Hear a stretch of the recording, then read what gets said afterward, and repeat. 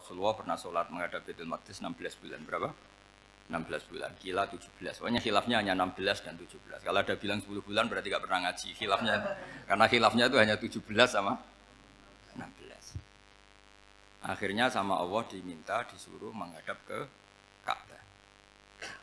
Saya ulang lagi, itu tetap masalah antar nabi sebetulnya. Begini. Makom itu kalau dalam bahasa Arab bukan kuburan. Kalau di Indonesia kan makomnya Sunan Bonang itu kan kuburan. Kalau makom dalam bahasa Arab itu sesuatu yang pernah dipakai singgah itu namanya apa? Makom. Lalu Rasulullah itu pertama di Medina itu madhep Baitul Maqdis itu 16 bulan.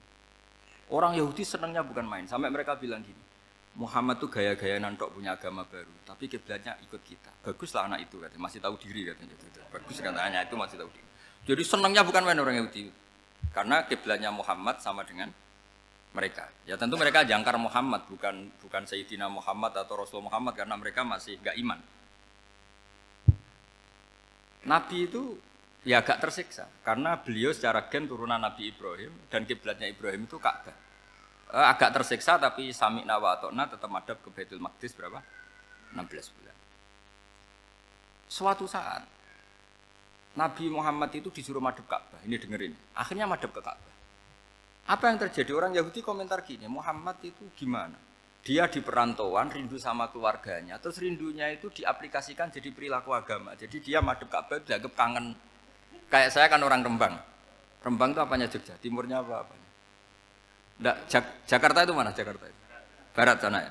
Ibaratnya saya orang Jakarta, terus merantau di Jogja. Dulu kiblatnya itu menghadap ke timur. Terus ketika madhep ke barat kata sampean, wah itu padune kangen apa? Keluarga. Itu kurang ajar orang Yahudi.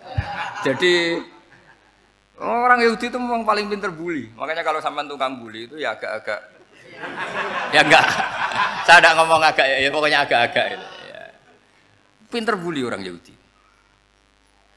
Makanya enggak ada orang debat sepinter orang Yahudi. Yang bisa ngalahkan hanya Tuhan itu. Orang Yahudi yang bisa ngalahkan hanya Tuhan. Lalu Sayyidina Ali orang paling terkenal cerdas. Itu kalau sama orang Yahudi itu pusing. Karena ya apa logikanya itu. Saya beri sekian contoh. Ada orang Yahudi tanya gini, Muhammad kalau kambing mati itu yang bunuh siapa? Ya Allah, mati langsung itu. Agama kamu itu aneh, Mak. Yang langsung sentuhan Allah haram, tapi yang lewat tangan-tangan jahil manusia malah halal. Harusnya itu yang halal kan orisinal langsung Allah yang bunuh. Jadi uteknya itu aneh, dari cara berpikir itu aneh. Nah cara sampean niku kan nak halal pangan kowe ngono. Tapi Nabi kan enggak boleh bertutur kata kasar gitu. Kalau yang jadi nabi saya untalan ngono kan gitu. Tapi Nabi kan enggak boleh kasar. Jadi Nabi itu problem karena enggak boleh apa? Kasar. Kalau kita kan gampang. Wis nak halal untalan kan selesai apa? Tapi Nabi enggak boleh kasar gitu. Jadi enggak nabi, enggak sampean itu kan enak. Mau keliru ya pantas, mau apa saja pantas. Karena kan nggak panutan. Kalau Nabi nggak bisa meluruskan kebenaran itu harus tetap sesuai akhlak. Ya, jadi agak kerepotan. Makanya punya Umar, alhamdulillah ada yang nggak perlu aturan gitu. Jadi enak. Jadi ya itu memang aturannya harus itu. Coba Nabi itu perang tapi nggak boleh bunuh. Kayak apa susahnya? Beliau jadi sasaran tembak tapi nggak boleh bunuh. Kalau sahabat kan enak, duel, relax, santai, bisa tarung. Kalau Nabi nggak boleh. Makanya Nabi meskipun ikut perang terus gak ada sejarah orang yang dibunuh. Ya, hanya satu peristiwa itu pun dibaca orang kafir, ditangkis Nabi, pedangnya kembali ke dia mati. Tapi gak ada yang Nabi. Karena Nabi kalau pembunuh nanti itu terus kayak pendekar kan, yang susah juga punya Nabi kok. Habis perang misalnya Nabi tanya, Muhammad habis orang berapa? 1000. Ya repot juga punya Nabi mantan apa? Pembunuh, meskipun yang dibunuh orang kafir. Tapi kan kayak apa ya? Fitrah manusia itu akan menolak kepemimpinan orang yang gitulah pokoknya nggak bisa diterangkan itu. Makanya Nabi itu nggak pernah bunuh, meskipun kayak apa musuhnya, tapi nggak pernah bunuh. Untungnya di sekeliling orang-orang yang tadi. Jangan bilang itu suka bunuh ya, pokoknya perang gitu ya. Perang dengan bunuh itu beda loh. Kalau perang itu fair apa? Fair. Sampai mana tadi? Nabi Ibrahim ya tadi. Makom tadi saya ulang lagi. Nabi Muhammad menghadap ke Baitul Maqdis itu hanya Allah nuruti. Ini loh Nabi betul. Tahu betul bahwa di antara syariat adalah Baitul Maqdis karena semua nabi pernah berkiblat Baitul Maqdis. Tapi Nabi ketika menghadap ke Ka'bah, Nabi juga dibilangin sama Allah. Ini loh syariat yang benar, karena Ka'bah juga kiblat sing a'taku, lebih tua ketimbang Baitul Maqdis. Maka disebut Ka'bah Atiqah. Ilal Baitil Atiq. Kalau Quran bahasakan Ka'bah apa? Wal yatawafu bil Baitil Atiq. Atiq itu tua sekali. Ya sudah. Ketika berstatus tua itu orang Yahudi seneng, mergo roh kelirune Muhammad. Mereka nantang, Muhammad ayo debat terbuka. Nabi rawuh. Bagaimana Anda bilang Ka'bah itu kiblat tertua? Wong Ka'bah itu pertama yang menghadap sana itu ya kamu. Semua Nabi menghadapnya ke Baitul Maqdis. Terus Nabi Muhammad mulai berargumentasi ilmiah tadi. Enggak, Ka'bah itu kiblatnya Ibrahim. Jadi Ibrahim dulu itu yang mulai dulu kiblatnya itu di Ka'bah. Terus orang itu tanya, buktinya apa? Terus dijawab, fihi ayatum bayinatum maqam Ibrahim. Ternyata di situ ada jejak kakinya Nabi Ibrahim, yaitu batu yang diinjak beliau ketika bangun Ka'bah. Itu argumentasi ilmiah. Lah bareng orang Yahudi kehilangan ilmu, itu gobloknya orang Yahudi. Makanya yang bisa mengalahkan Yahudi hanya Allah Subhanahu wa taala. Luang Ibrahim saja golongan kita, pengikut kita. Ibrahim itu pengikut Yahudi. Wah, itu Nabi mulai senyum-senyum, mulai tertawa-tawa. Wih, ku goblok orang terdidik. Karena itu ibaratnya kayak kamu bilang Soekarno itu pengagum Puan Maharani. Kira-kira seperti itu. Soekarno itu pengikut Puan. Karena Yahuda itu Yahuda bin Yakub bin Ishak bin Ibrahim. Saya ulang lagi ya, nasabnya Yahudi ya Pak. Yahuda bin Yakub bin Ishak bin Ibrahim. Jadi Ibrahim itu mbah keempat dari Yahuda. Tapi karena mereka kalah debat, Ibrahim itu pengikut Yahudi. Itu sama dengan bilang apa? Soekarno itu pengikut Puan Maharani. Itu kan jadi aneh. Atau Gus Dur pengikut Mbak Yeni, atau Basim Asari pengikut Mbak Yeni, itu kan aneh. Wah, akhirnya sama Allah diingatkan. Makanya ada ayat ha antum haula hajatum fi ma lakum bi ilm falimatu hajuna fi ma laysa lakum bi ilm. Perjanjian debat ini semuanya harus ilmiah. Tapi kenapa perdebatan Anda malah ndak ilmiah? Sebenarnya orang Yahudi iftadohu, malu semua. Wah, semuanya Muhammad itu satu-satunya kekalahan orang Yahudi. Tapi ayat-ayat seperti ini itu enggak populer. Ayat ha antum haula'i hajastum fi ma lakum bi ilm falimatu hajuna fi ma laysa lakum bi. Jadi Islam betapa hebatnya Islam. Kalau debat harus ilmiah. Dan Kanjeng Nabi menantang, ini perjanjian kita debat ini ilmiah. Kenapa sekarang jadi tidak ilmiah? Yaitu kamu mengatakan Ibrahim itu pengikut Yahudi, padahal Ibrahim dengan Yahudi itu dulu Ibrahim. Ya mat kalah mat, tapi tetap ra Islam. Tapi nah, makanya terus Ka'bah dibuktikan ketuaannya lewat apa? Fihi ayatum bayinatum maqamu Ibrahim. Itu bukan makam kuburan. Karena makamnya Nabi Ibrahim tetap Hebron, tembuti Palestina. Kira-kira itu Palestina. Jare Israel yo ning Israel, mbah lah menang di. Jare ning Israel yo ning Israel, jare Palestina ning. Saya pernah ziarah ke sana di Hebron. Di makamnya Nabi siapa? Ibrahim. Jadi jelas ya. Jadi nasa mansur itu ketentuan yang dikehendaki Allah Subhanahu wa taala untuk menguji loyalitas manusia, menanggalkan semua akalnya. Makanya saya mohon sekali siapapun yang ngaji saya dimanapun, sekali-kali manusia itu harus menanggalkan akalnya. Sekali Anda pakai akal, maka Anda akan ingkar dengan nasa mansur. Nasa mansur itu hukum yang direvisi, yang dibatalkan. Makanya orang Yahudi lagi-lagi pinternya orang Yahudi. Merovokasi orang-orang yang Islamnya belum kuat, diprovokasi gini. Ungzuru ila Muhammadin tahayyara fi din yukhillu yauman wa yuharrimu ukhra. Lihat itu Muhammad, dia kebingungan cara beragama. Kadang bilang A, besok bilang B. Jadi nasa mansub dianggap satu bentuk kebingungan. Gak kurang ajar tapi.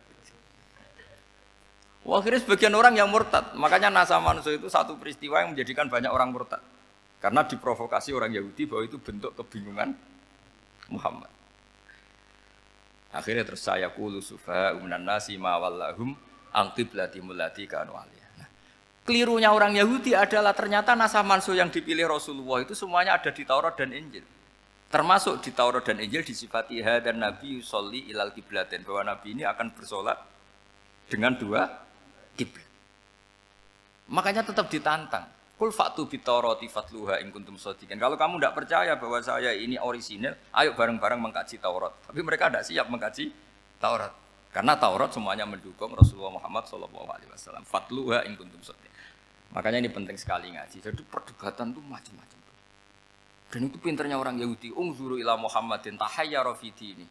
Yukhillu yauman wa yuharrimu ukhra. Ini penting sekali. Makanya Nasa Mansur itu uji loyalitas. Itu Imam Malik kalau mencontohkan ke Imam Syafi'i. Saya berisikan contoh fikih. Ini saya melanggar waktu ini. Ini sudah berapa? Saya yang tidak mengesahkan diri saya.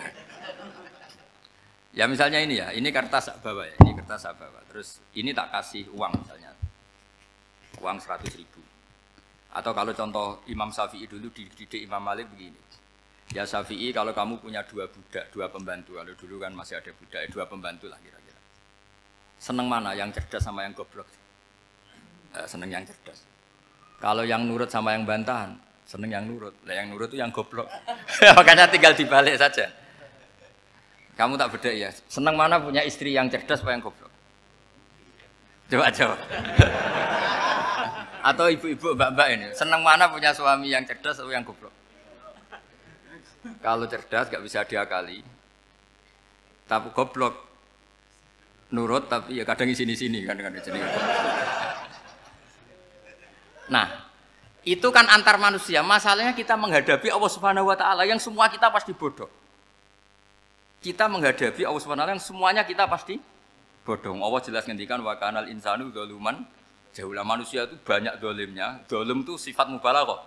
Kalau orang dolim sekali dolim, kalau sering zalum, kalau jahil biasa jahil, kalau banget jahili jahul. Bahasa Arab kan gitu memang. Ghafir pengampun biasa, kalau ghafur selalu mengampuni. Syakir, makanya sifatnya Allah Taala ikut wazan faul semua. Ghafur, syakur, atau diikutkan wazan faal. Kalau goblok biasa jahil, goblok banget jahal kan itu. Kafir biasa kafir, kalau kafir banget kafar. Ya, jadi wazan balaghah itu bisa faal, bisa faul ya. Kafirin, kafar atau kafur. Paham ya? Malah ngaji nahwu. Ya, tapi ini memang perangkatnya ya. Ini kan perang mau tidak mau. Makanya misalnya Allah tidak suka kulla kafarin banget kafir ya, Pak. Paham ya? Kulla khawanin banget khianate. Kalau khain khianat biasa, kalau khawan sering khianat. Lah manusia itu kata Allah apa? Zaluman wis banget dolime, banget bodoh. Itu kalau yang ngarang hikam mencontohkan tuh gini, manusia itu pas bener saja salah, apalagi pas salah. Jadi manusia itu kata Imam yang ngarang hikam itu, man itu kanat mahasinhu masawiyah, fakih fala takunu masawihi masawiyah. Ketika baik saja buruk, apalagi ketika buruk. Coba kalau ada orang dermawan sama teman-temannya, tanyakan istrinya, duit dihambur-hambur, disikno konco ngalono bojo. Mesti gitu. Teman yang sering silaturahim ke teman-temannya, kata temannya baik, senang silaturahim, tanyakan istrinya, oh meninggali wong. Jadi manusia pas baik saja ada buruknya, apalagi pas buruk. Makanya dulu bapak saya ngajarin saya, istiqomah ya apik ya, tapi kadang-kadang nak keterusan itu ora istiqomah ngangkangi, orang dia tidak punya kesempatan. Misalnya ada imam masjid, imami terus sampai tua, sampai mau mati. Itu istiqomah apa tidak memberi peluang yang lain? Tidak jawab aja. Jadi itu manusia. Jadi pas baik saja buruk, apalagi pas buruk.